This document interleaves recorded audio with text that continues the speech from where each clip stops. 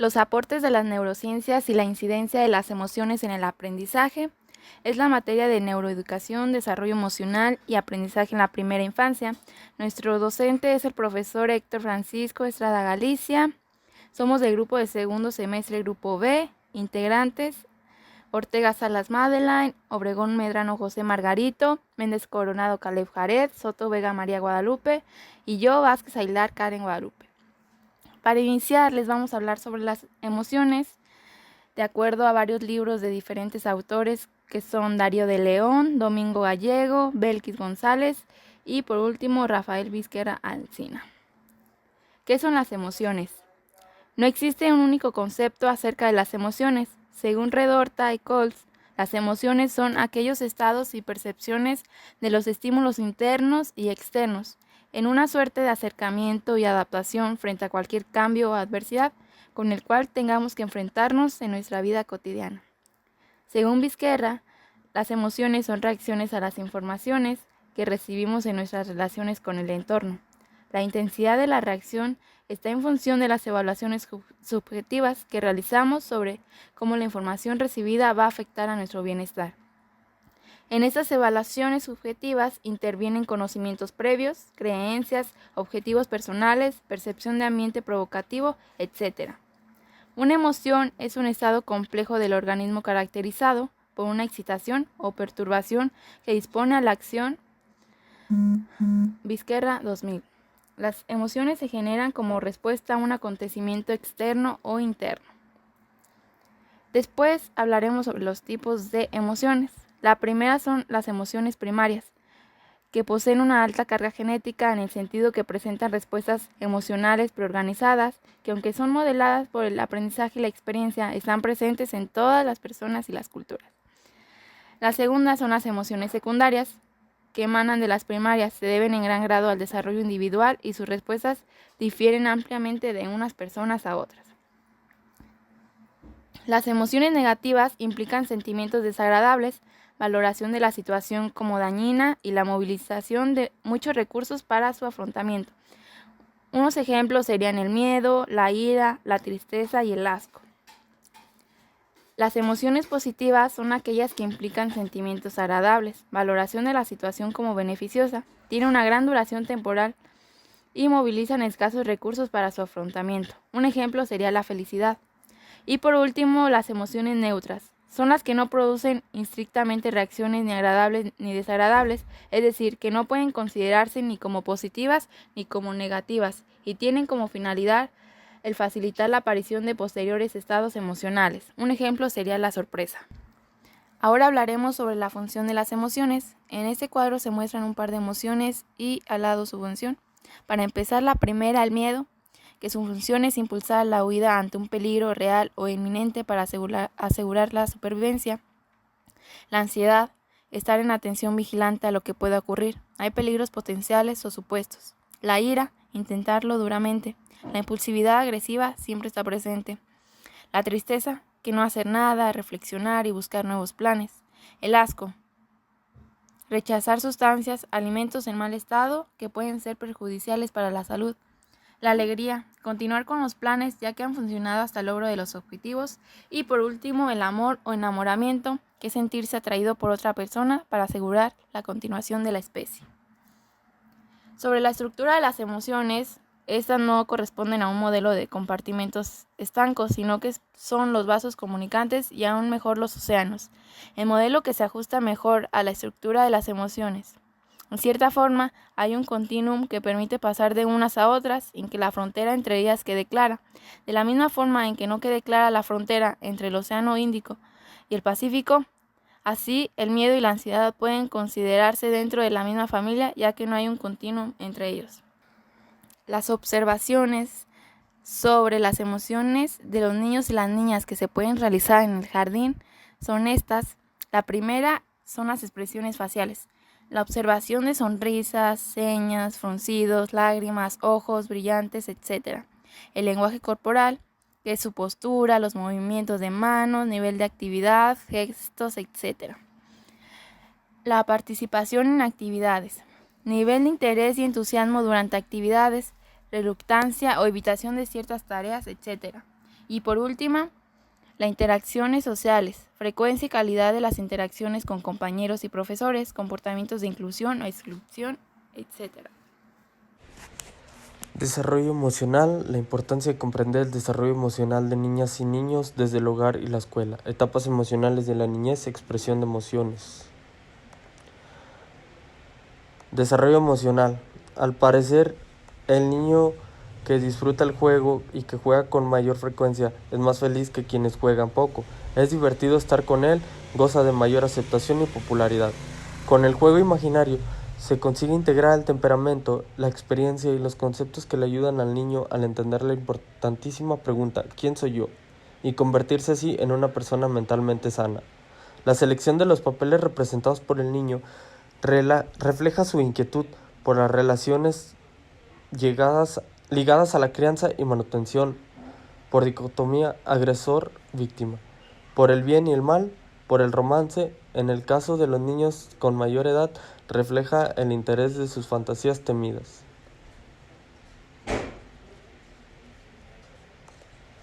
El pequeño debe aprender ciertas reglas de expresión sobre cómo externar sus emociones. Cuáles aceptables en determinadas circunstancias y cuáles no. En este influyen tanto las expectativas de su familia como la cultura. Por ejemplo, en muchas familias, un niño al ser regañado debe mantener el contacto ocular para mostrar el respeto y adoptar una expresión solemne para indicar su arrepentimiento.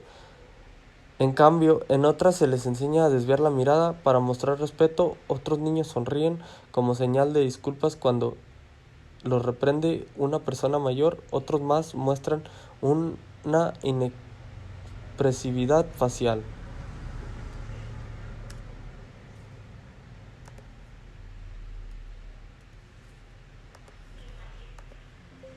Retroalimentación.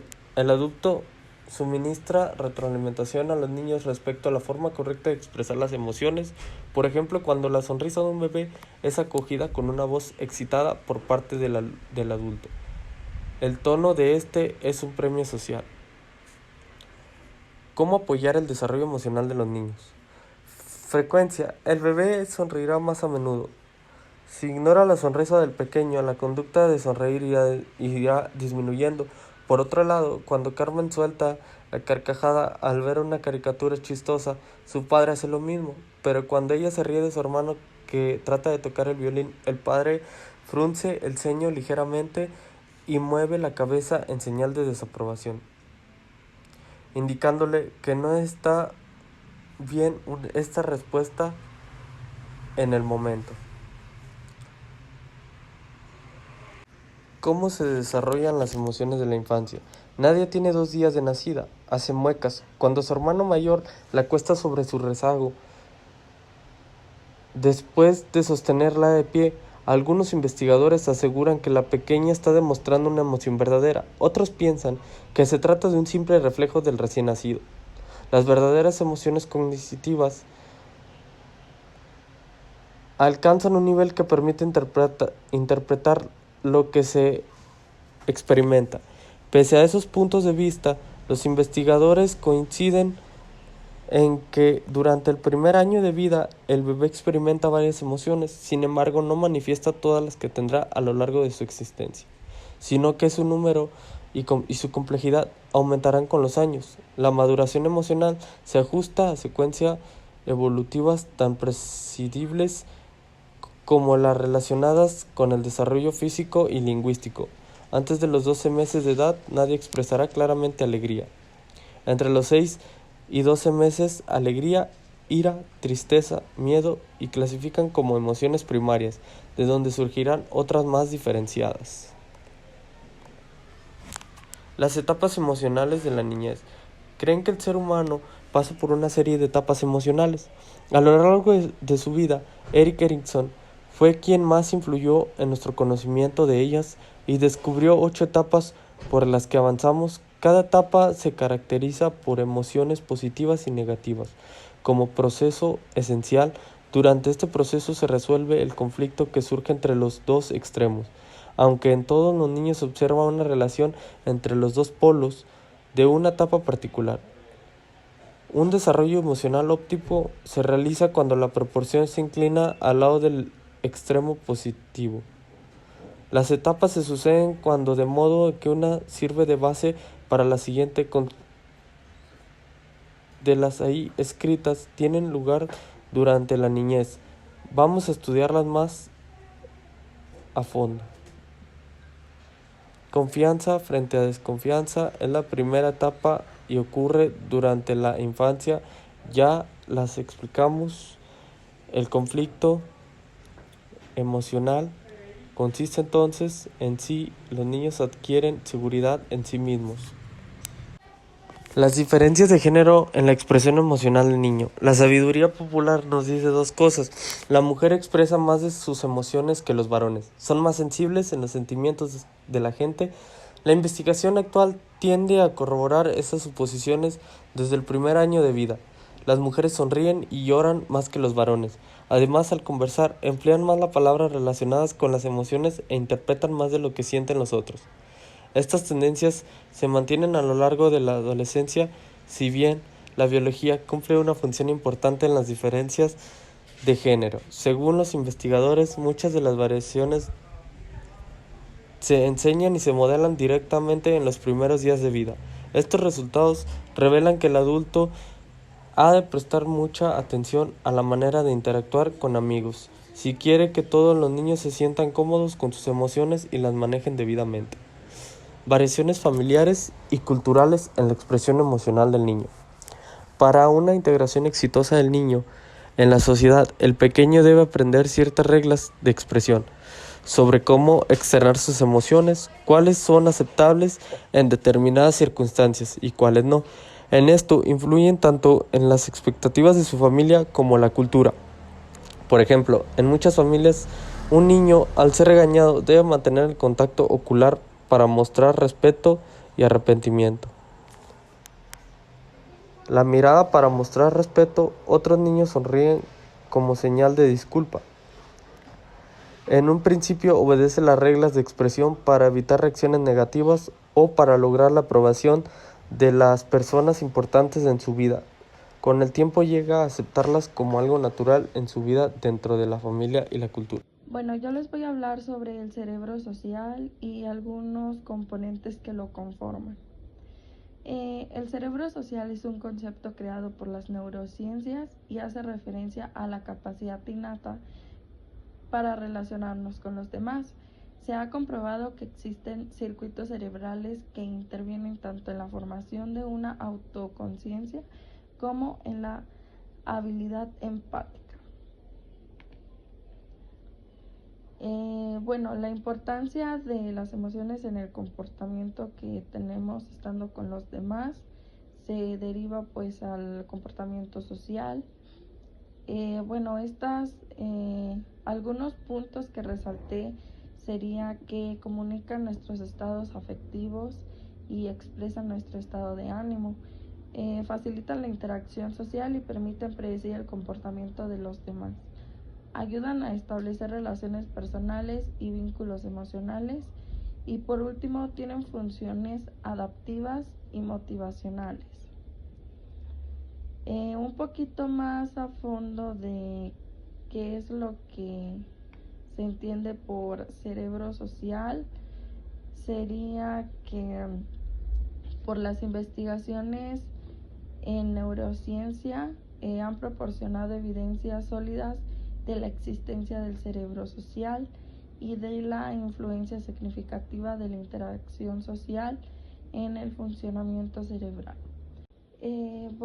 Esto interviene también en el aprendizaje, en la empatía y en el desarrollo cognitivo. También dentro de esto se deriva la cognición social. La cognición social es un subtema de la psicología social que se centra en cómo las personas procesan, almacenan y aplican información sobre otras personas y situaciones sociales. Más que nada se centra en el papel de desempeñar los procesos cognitivos en nuestras interacciones sociales.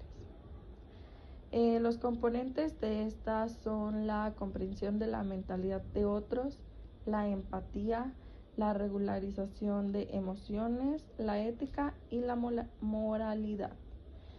Estos se relacionan con los estudiantes de forma en que relacionan los contenidos con la vida cotidiana.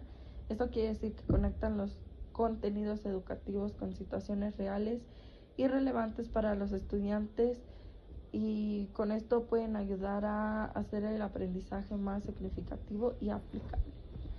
También promover la diversidad y el respeto. Esto quiere decir que fomentan un ambiente inclusivo y respetuoso, donde se valoren y se celebren las diferencias individuales. Y esto puede facilitar el aprendizaje y la participación de todos los estudiantes.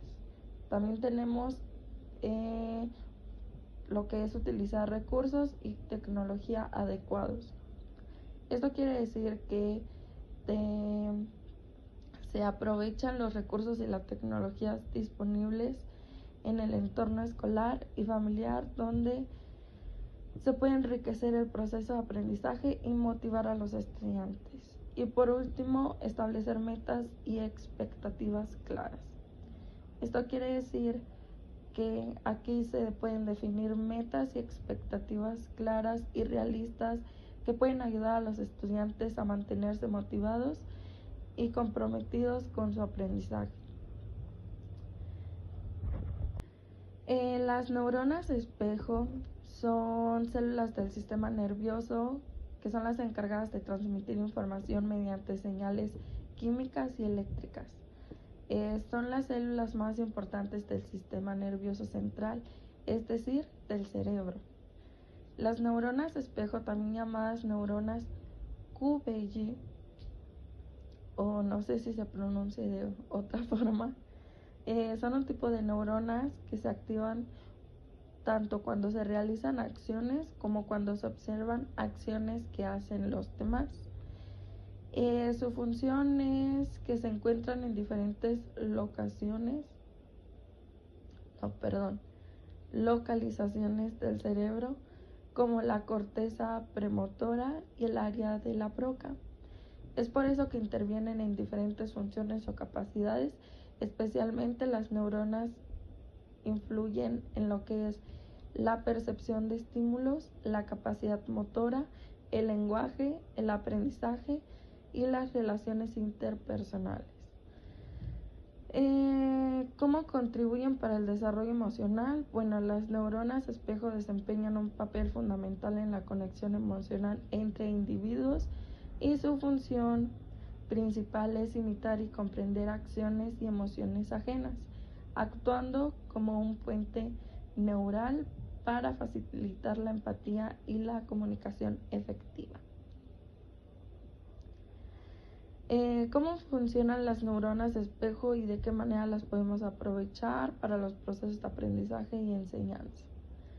Bueno, tienen una gran repercusión en el aprendizaje, ya que al observar las acciones de otros, activamos las neuronas espejo que nos pueden permitir desempeñarlas.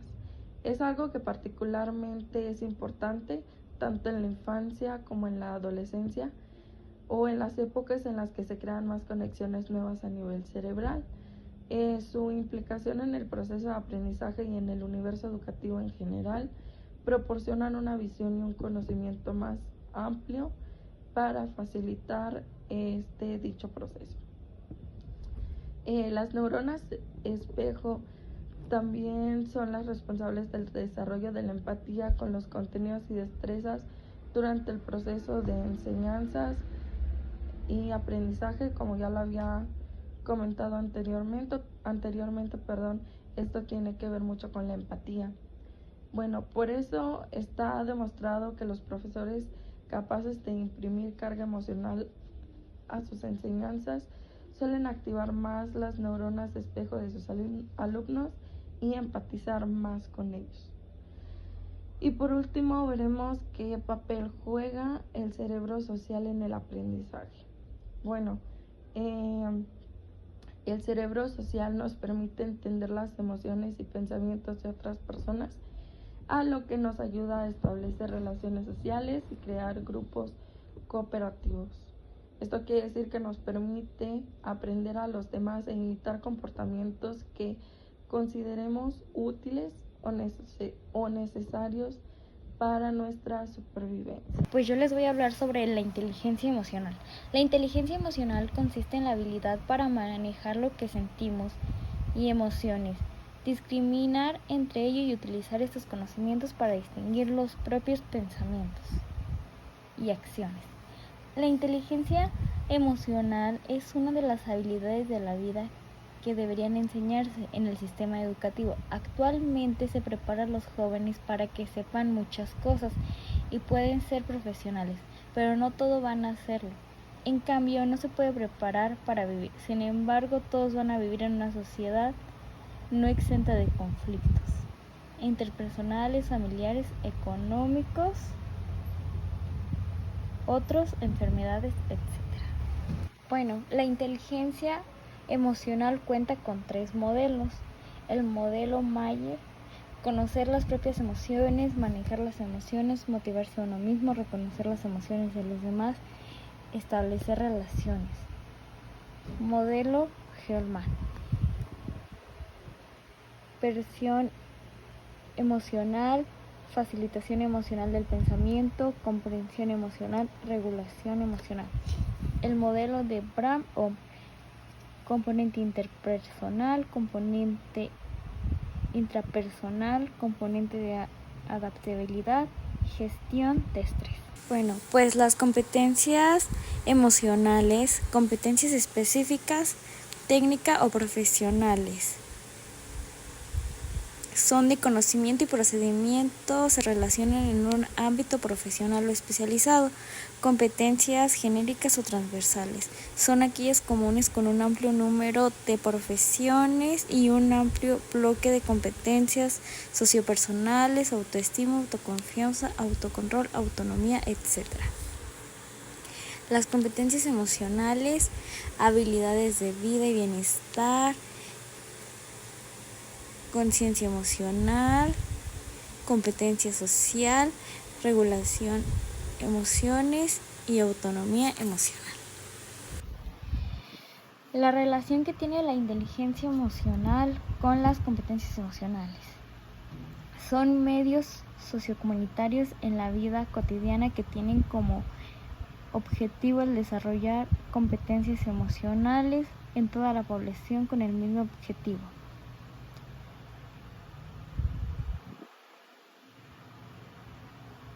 Han adquirido competencias en la educación formal que no establecen presentes en su momento. Las estrategias para ponerlo en práctica pueden ser centros cívicos, bibliotecas públicas, centros de administración públicas y centros de tareas.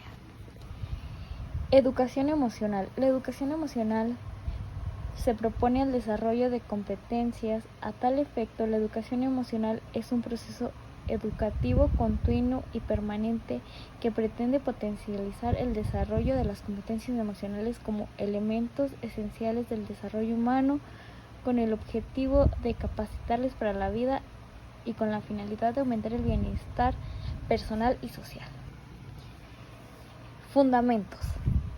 Debe adecuarse al nivel educativo del alumnado al que va dirigido el programa. Debe ser aplicado a todo el grupo clase. Debe favorecer procesos de reflexión sobre las propias emociones y las emociones de los demás. Debe enfocarse en el desarrollo de competencias emocionales. Objetivos: adquirir un mejor conocimiento de las propias emociones, identificar las emociones de los demás, denominar las emociones correctamente, desarrollar las habilidades para regular las propias emociones, subir el umbral de tolerancia a la frustración, prevenir los efectos nocivos de las emociones negativas, desarrollar habilidades para generar emociones positivas, desarrollar la habilidad de automotivarse, adoptar una actitud positiva ante la vida, aprender a fluir. Contenidos. la conciencia emocional y la regulación de emociones. Bueno, la relación que tiene con la educación emocional, los contextos de aplicación de las competencias emocionales y de la educación emocional son los mismos. Sin embargo, el efecto de simplificar, esto se puede decir que tiene diferentes contextos de aplicación en la educación emocional, que son la educación formal, los medios sociocomunitarios, o sea, la vida cotidiana, y la organizacionales. La incidencia de las emociones. Importancia de las emociones. Acciones con el fin de atender los diferentes componentes para generar aprendizaje. Importancia de las emociones. Para niños de 3 a 6 años, la importancia de la emoción, la curiosidad, la atención y la memoria en el aprendizaje es más significativa debido a su etapa temprana de desarrollo cognitivo y emocional. Emoción. En esta etapa de las emociones juegan un papel fundamental en el proceso de aprendizaje. Los niños pequeños aprenden mejor cuando se sienten seguros, felices y emocionalmente conectados con sus maestros y compañeros. Las emociones positivas facilitan la disposición para participar activamente en actividades de aprendizaje. En el aula se pueden desarrollar acciones como crear un ambiente cálido y acogedor donde los niños se sientan seguros para explorar y expresarse. Utilizar el elogio y la afirmación para reforzar el comportamiento positivo y los logros. Integrar actividades que estimulen la expresión emocional, como el juego dramático y la narración de cuentos que reflejen diferentes emociones. Curiosidad. Los niños de esta edad son naturalmente curiosos y están constantemente explorando su entorno. Fomentar la curiosidad en el aula es clave para estimular su interés por aprender. Algunas acciones que podrían desarrollarse como proporcionar materiales y recursos variados que despierten la curiosidad y promuevan la exploración sensorial. Proporcionar materiales y recursos variados que despierten la curiosidad y promuevan la exploración sensorial. Plantear preguntas abiertas que inviten a los niños a reflexionar y a buscar respuestas por sí mismos. Diseñar actividades de aprendizaje basadas en temas de interés de los niños para motivar su participación activa y compromiso. Atención. La capacidad de atención en los niños de esta edad aún está en desarrollo, por lo que es importante crear un entorno propicio que fomente la concentración y el enfoque. Algunas acciones específicas podrían ser mantener las actividades cortas y variadas para adaptarse al tiempo de atención limitado de los niños, utilizar técnicas de narración y música para captar su atención y mantener su interés en las actividades, establecer rutinas predecibles que ayuden a los niños a sentirse seguros y mantenerse enfocados en las tareas. Memoria.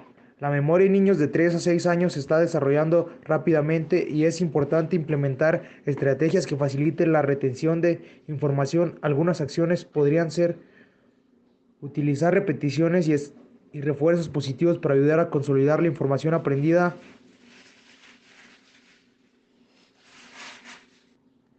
Incorporar juegos y actividades lúdicas que estimulen la memoria, como juegos de memoria y rimas. Fomentar la narración de historias y participación en dramatizaciones para ayudar a los niños a recordar eventos y conceptos importantes. En conclusión, en el aula de niños de 3 a 6 años es crucial tener en cuenta la importancia de las emociones, la curiosidad, la atención y la memoria en el aprendizaje. Desarrollar acciones específicas que promuevan estos aspectos no solo facilitará el proceso de aprendizaje, sino que también sentará las bases para un desarrollo cognitivo y emocional saludable en los niños. Bueno, esto fue todo por nuestra parte. Muchas gracias. Espero que le hayan entendido a los aportes de la neurociencia.